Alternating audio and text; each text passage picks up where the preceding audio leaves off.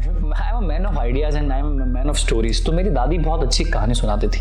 एक राजा होते हैं, तो वो राजा थोड़े बूढ़े हो जाते हैं, तो उनकी कोई औलाद नहीं होती, उनका कोई बच्चा या बेटी या बेटा नहीं होता है, तो अब उनको उत्तराधिकारी लेना होता है। राजा क्योंकि वो थोड़े दिनों बाद वृद्ध हो जाते हैं, तो उनको एक राजा ढूंढना होता है। तो वो डिसाइड करते हैं कि राजा को कैसे ढूंढने का, कौन आएगा राजा। तो एक छोटा सा टास्क और एक एक्सरसाइज करते हैं अपने राज्य में।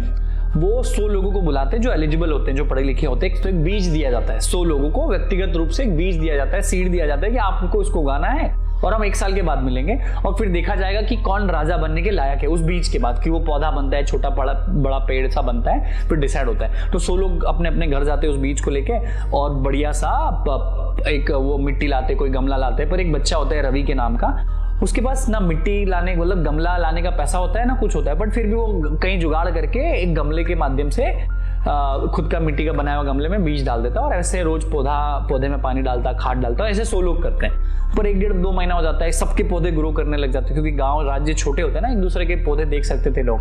तो उसका रवि के नाम का जो बच्चे का जो पौधा होता है वो ग्रो नहीं करता, वो वहीं रहता है। तो उसके माँ को बोलता है, माँ मेरा पौधा ग्रो नहीं हो रहा है, मैं क्या करूँ, मैं खाद बीज डालूं कि नहीं, क्या गलत तो नहीं हो गया। पर माँ उसकी बोलती है तू डाल तो सही, किसी दिन तो बड़ा हो जाएगा। बाकी लोग हंसते मजाक उड़ाते, बाकी जो 80-85-90 लोग 99 लोग होते हैं वो उस रवि का मजाक उड़ाते, बोले तेरा तो पौधा उग ही नहीं रहा है, तो खेल ही नहीं पाएगा, तो मैदान में आ ही नहीं पाएगा, तो राजा क्या बनने के सपने सोच रहा है ये वो।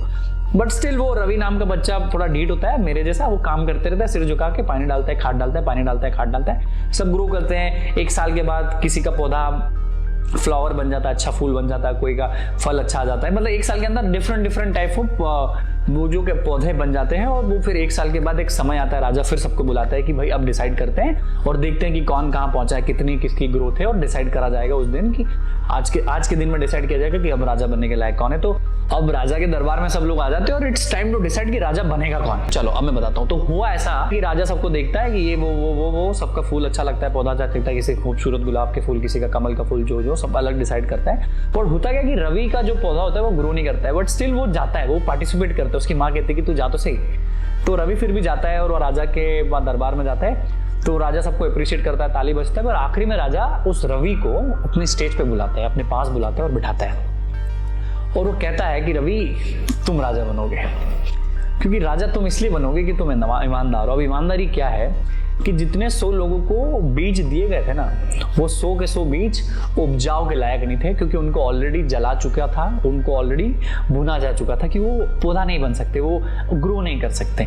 तो बाकी के 99 लोगों ने बेईमानी करते हैं, वो ईमानदार नहीं होते और वो दूसरे बीज अपने हिसाब से राजा को इम्प्रेस करने के लिए और राजा बनने के लिए अलग अलग तरीके के, कोई फल का पौधा, कोई फल का बीज, कोई पौधे का बीज, कोई अलग अलग डिफरेंट काइंड्स ऑफ बीज लेके आते हैं और राजा को इम्प्रेस करने के लिए ग्रो करते हैं, वहाँ इम्प्रेस करते हैं। बट सिर्फ रवि होता है जो अपनी सच्ची कहानी बताता है कि मैंने इसी में पौधे में बीज पानी डाला, इसी पौधे में मैंने खाद डाला, पर ये पौधा ग्रो नहीं हो पाया राजा जी, तो बस यही हूँ। तो उसकी ईमानदारी ने उसको राजा बनाया। तो एक ईमानदार राजा को एक ईमानदार राजा मिला उस इंसान के रूप में जो ईमानदार रहा खुद से, जिसने बेवकूफ़ नहीं बनाया किसी को, ना खुद को, और वो कंसिस्टेंट रहा। और फाइनली जब उसको पता था कि मेरा बीज पौधा नहीं बन पाया, इसके बावजूद वो राजा के दरबार में गया और राजा को अपने व्यथा सुनाई और अपनी कहानी सुनाई। तो इससे यही सीख मिलती कि आप बिजनेस कर रहे हो, एंटरप्रेन्योरशिप में हो, जॉब कर रहे हो, जो भी कर रहे हो, अगर आप खुद से ईमानदार हो और खुद को बेवकूफ़ नहीं बना रहे हो, तो आपकी तरक्की आज नहीं तो कल किसी दिन कहीं ना कहीं लिखी जरूर है बॉस। और ये इस कहानी को रवि से मैं बड़ा ताल्लुकात रखता हूँ और ये दिल के करीब है मेरी कहानी।